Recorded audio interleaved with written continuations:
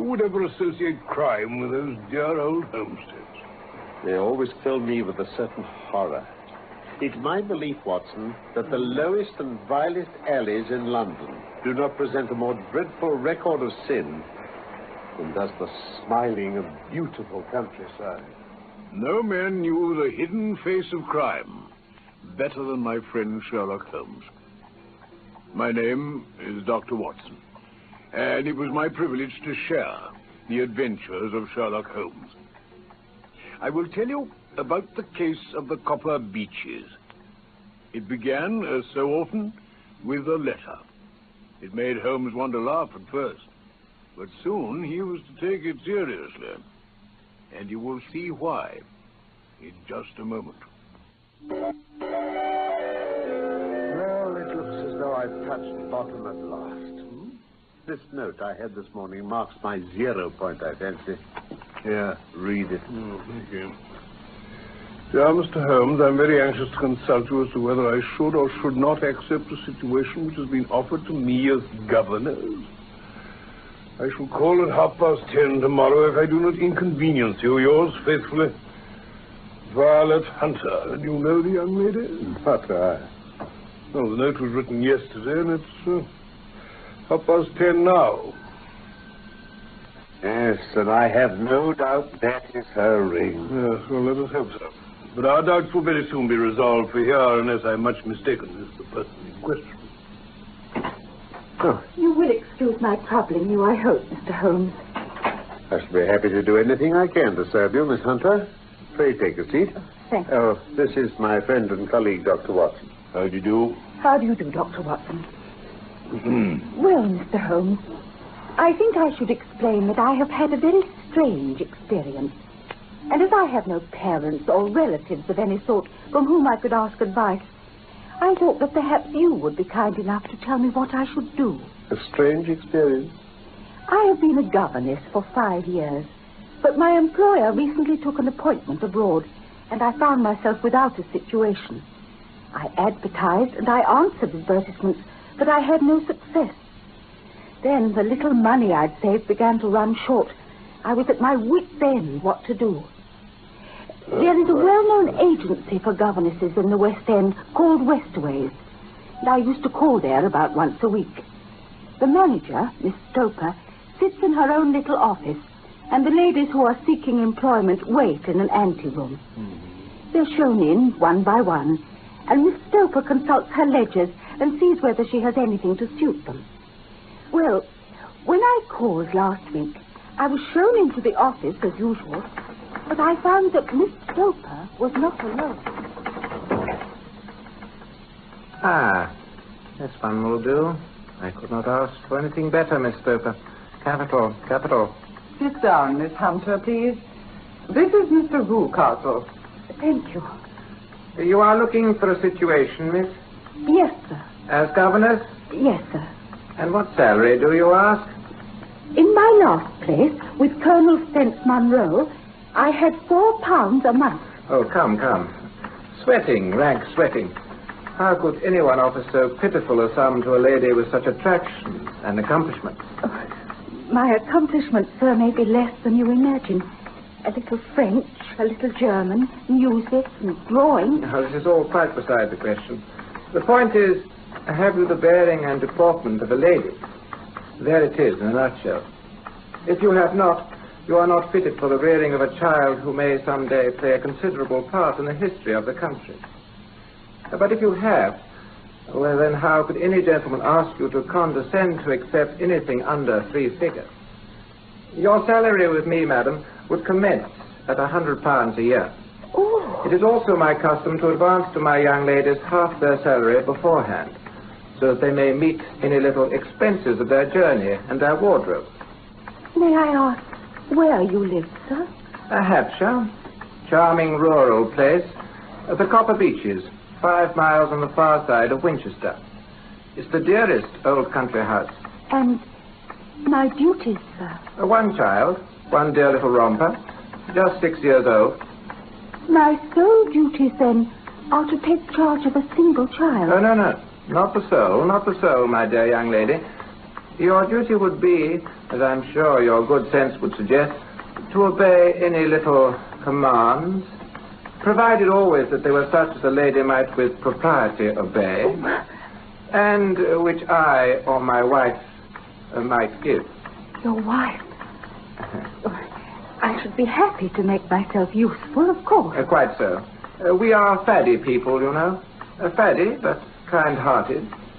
In dress now, for example, if you were asked to wear any dress which we might give you, you would not object to our little whim, huh?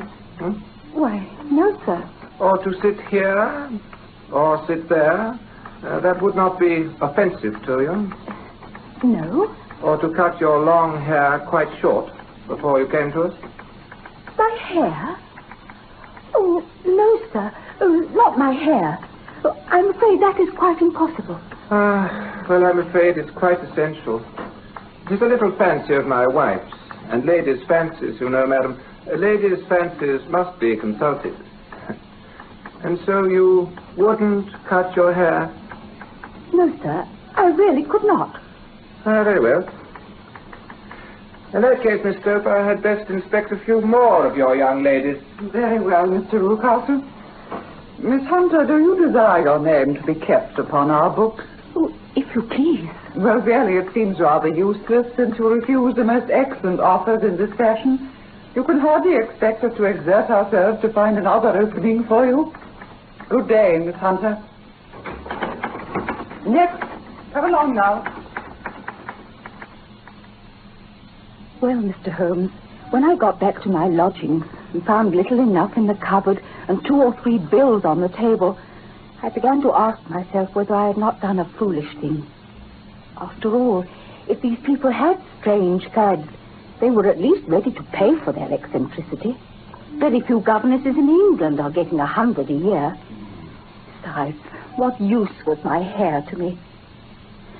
By the day after next, I had almost overcome my pride so far as to go back to the agency, when I received this letter from the gentleman himself.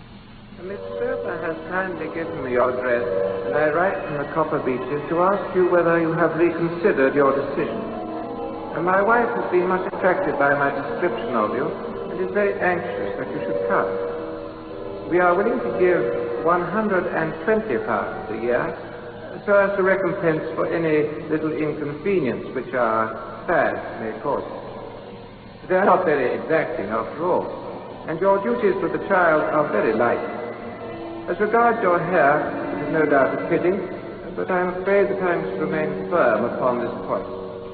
Now do try and come, and I shall meet you with the dog cart at Windsor. That is the letter I have just received, Mr. Holmes, and my mind is made up that I will accept. But I thought that before taking the final step, I should like to submit the whole matter to your consideration. I confess it is not the situation which I should like to see a sister of mine apply for, Watson? What can it all mean, Holmes? I have no data. I cannot tell. Perhaps Miss Hunter has formed some opinion. Well, Mr. Rucastle seemed a kind man. Is it not possible that his wife is a lunatic, and that for fear she should be taken to an asylum, he humors her to prevent an outbreak? As matters stand, that is the most probable solution. But in any case, it doesn't seem to be a very nice household for a young lady. Oh, but the money, Mr. Holmes, the money. The pay is too good. That's what makes me uneasy. There must be some strong reason for offering you £120 when they could have that pig for 40. Oh, I feel that too. So I thought if I told you the circumstances, you would understand afterwards if I wanted your help. I should feel so much stronger if I felt that you were at the back of me. Oh, you may carry that feeling away with you. I assure you that your little problem promises to be the most interesting that has come my way for some months. Now, if you should find yourself in doubt or in danger... Danger? What danger do you foresee, Holmes? It would cease to be a danger if we could define it. Well, now that I have spoken to you, I shall write to Mr. Rucastle, sacrifice my poor hair tonight, and start for Winchester tomorrow. And don't forget, at any time, day or night, a telegram would bring me down here. Watson, listen to this. What? Please be at Black Swan Hotel, Winchester, midday tomorrow. Do come at my wit's end, Hunter. So it's taken her just a fortnight to find she needs my help again. I'll look up the trains at once. Will you come with me? I should wish to. Capital. Then I suggest we turn in at once. We shall need to be at our best in the morning.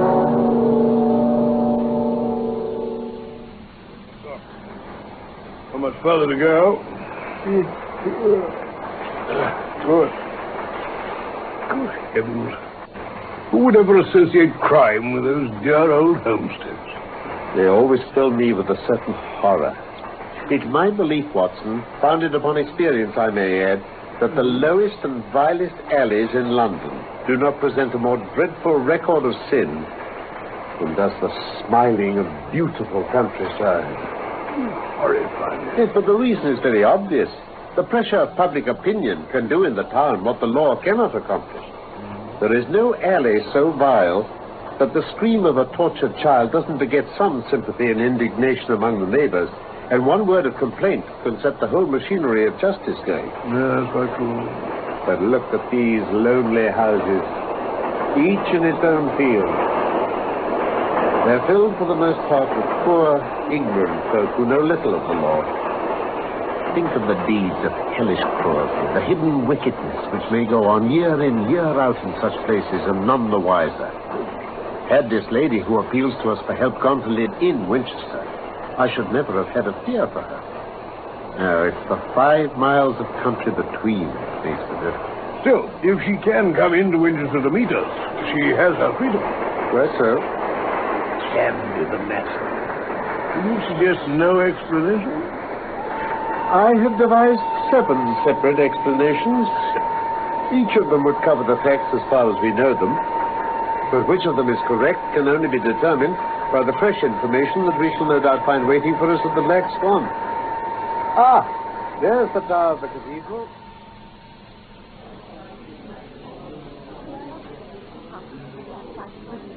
I got his leave to come into town this morning, though he little knew for what purpose. Pray let us have everything in its due order, Miss Hunter. Well, in the first place, I must say that I have met, on the whole, no actual ill treatment from Mr. and Mrs. Rucastle. But I'm not easy in my mind about them. I can't understand them. What can you not understand? The reason for their conduct. But you shall have it just as it occurred. When I came down, Mr. Rucastle met me here and drove me in his dog cart to Copper Beeches. Yes? I was introduced that evening to his wife and child. I gather that Mr. and Mrs. Rucastle had been married about 7 years. He was a widower, and his only child by his first wife was a daughter, who is now in Philadelphia. As she couldn't have been less than 20, I can quite imagine that her position must have been uncomfortable with her father's young, new wife. Yes, indeed. As for Mrs. Rucastle, I now know that there was no truth in our conjecture in your rooms at Baker Street. She is not mad. I found her to be a mere nonentity, as colorless in mind as she is in features. Her husband is kind to her, but she seems to have some secret sorrow. Oh? The one unpleasant thing about the house, which struck me at once, was the appearance and manner of the 2 servants, a man and his wife. Toller, as he's called, is a rough, uncouth man with a perpetual smell of drink. His wife is tall and strong and very sour. And that's the entire household? Yes. Oh, except for Carlo. Carlo? Mr. Rucastle introduced me to him on my first evening there.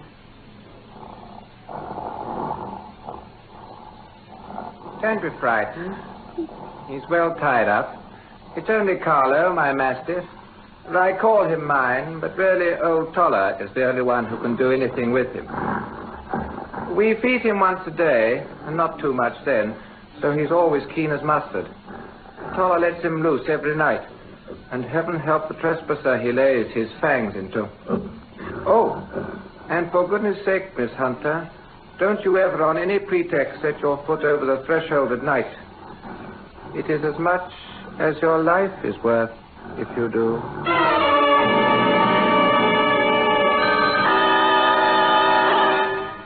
Very direct warning, and no idle one, I fancy. But pray, Miss Hunter, continue your narrative. For 2 days after my arrival, my life was very quiet. On the 3rd, Mrs. Rucastle came down just after breakfast and whispered in her husband's ear. Ah, yes, to be sure. Miss Hunter, my wife reminds me to say how much we are obliged to you for falling in with our whims so far as to cut your hair. And the effect is charming, my dear. Oh, it is nice of you to say so. I assure you it has not detracted the tiniest iota from your appearance. And now we shall see how a change of dress will become you. If you will kindly go up to your room, you will find one laid out ready on your bed. It belongs to my dear daughter Alice, who's now in Philadelphia. It should fit you very well. Charming. Simply charming. Might have been made to measure, eh, dear? A perfect fit. I was surprised to see how well it suited me. Perfect. And now, Miss Hunter, be good enough to take the chair over there, the one with its back to the center window. Ah, splendid. Now then, my dear, let us stay and talk with Miss Hunter for a little while, shall we? And they stayed there talking for about an hour, Mr. Holmes. Mr. Rucastle told some extremely funny stories. So funny that I laughed till I was tired. The odd thing was, though, that Mrs. Rucastle never so much as smiled at them. Then her husband suddenly remarked that I might change my dress and go about my daily duty. Well, 2 days later, the same thing happened. When he had had me laughing helplessly at his stories for a while, my employer handed me a novel, moved my chair slightly to one side, and asked me to read to him. I read for about 10 minutes, and then suddenly, in the middle of a sentence, he ordered me to stop and go and change my dress. Well, I hope, Mr. Holmes, you don't find my story too protracted. I'm glad of the full details, whether they seem to you to be relevant or not. Well, I shall try not to miss anything of importance. You can imagine how curious I became as to the meaning of this extraordinary performance. For one thing, I noticed that they were always very careful to turn my face away from the window. Ah. I became consumed with a desire to see what was going on behind my back. Then a happy thought seized me.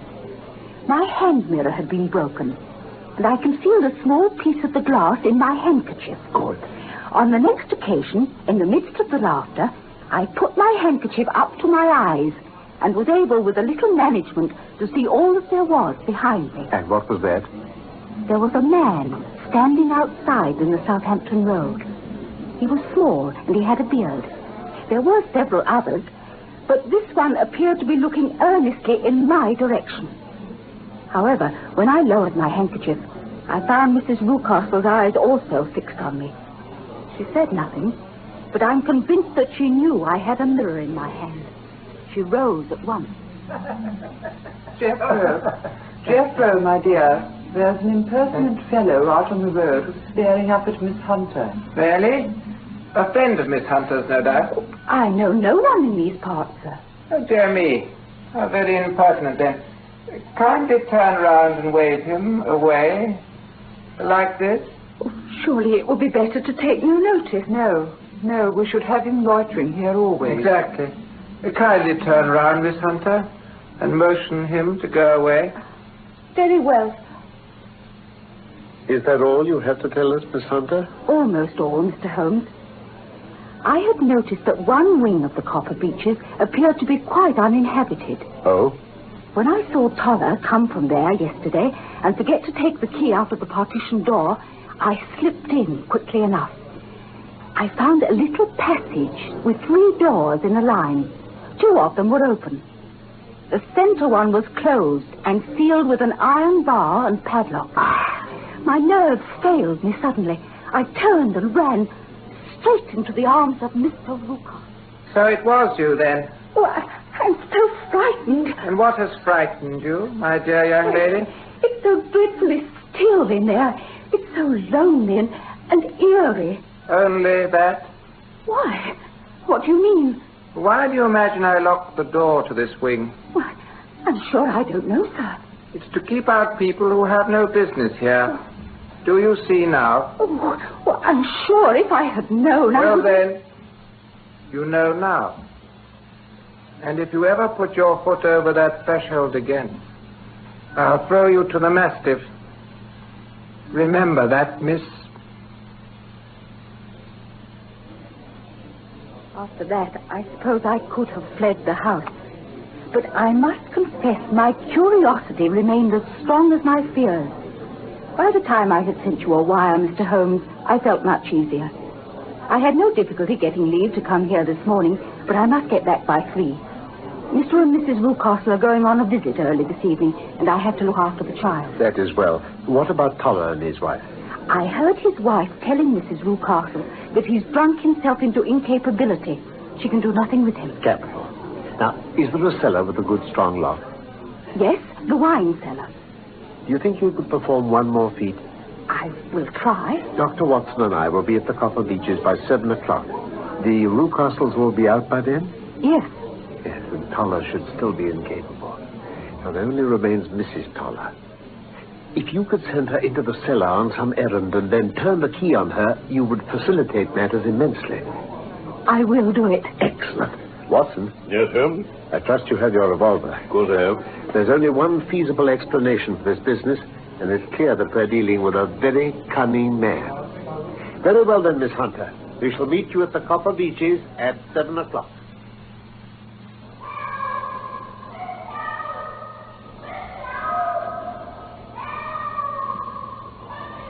Have you managed it? Yes. That's Mrs. Toller thumping to be let out. Toller is snoring on the kitchen rug. Here are his keys. Well done. Now, lead the way, and we shall soon see the end of this black business.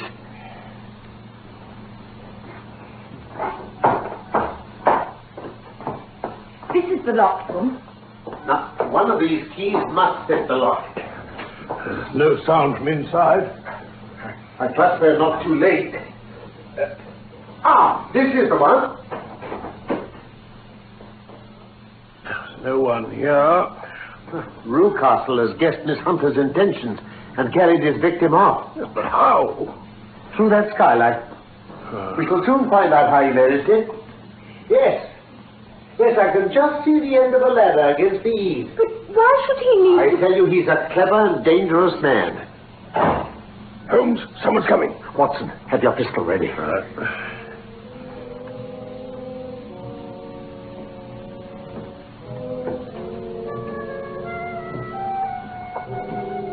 So, I've caught you, have I? Villain, where's your daughter? It is for me to ask you that, you thieves.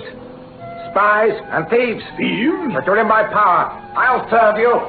He's gone for the dog. I have my revolver. We'd better get downstairs and close the door.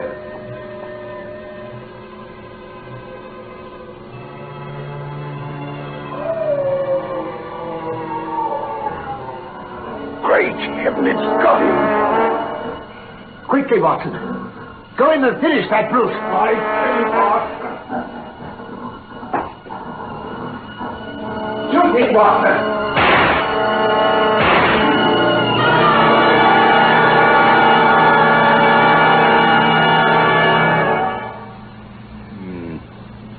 Well, Rucastle will live at any rate.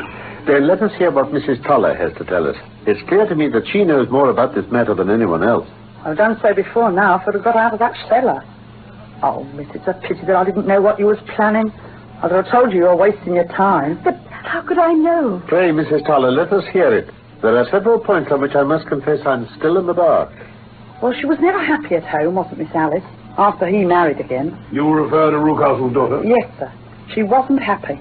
But things never got real bad for her till she took up with Mr. Fowler, Mr. Fowler? the seafaring gentleman. She met at a friend's house. And Rucastle objected to the association. Well, it wasn't just that, sir. You see, Miss Alice had a lot of money of her own by her mother's will. And there seemed to be a chance of her husband coming forward. Mr. Rucastle wanted her to sign a paper giving him control of the money, whether she married or not. When she wouldn't, he kept at her so much that she talked about running away. Then I think I can deduce all that remains. Rucastle, I presume, took to this system of imprisonment. Yes, sir. Do you mean that Alice never went to Philadelphia? That Mr. Rucastle kept her locked up in that room? Yes, and had the ingenious idea of bringing you down from London to impersonate her. to give the watching Mr. Fowler the impression that she no longer wished to encourage her. The laughter on these occasions was to convey the appearance that she remained in good spirits and was under no compulsion of restraint. But then, where is Alice now? I presume Mr. Fowler, being as persevering as a good seaman should be, succeeded by certain arguments in convincing that lady that her interests were the same as his. Mr. Fowler was a very kind-spoken, free-handed gentleman. Precisely. And in this way, he managed that your good man should have no want of drink, and that a ladder should be ready at the moment when your master had gone out. He suspected something and came back. Like us, he was too late for his daughter. Oh, but Watson, and Miss Hunter, here comes a lady. I presume it to be Mrs. Rucastle.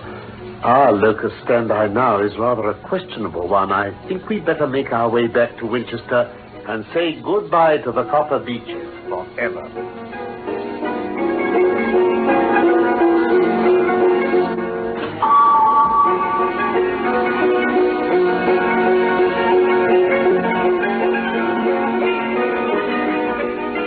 The Case of the Copper Beeches was one of the stories of Sherlock Holmes by Sir Arthur Conan Doyle.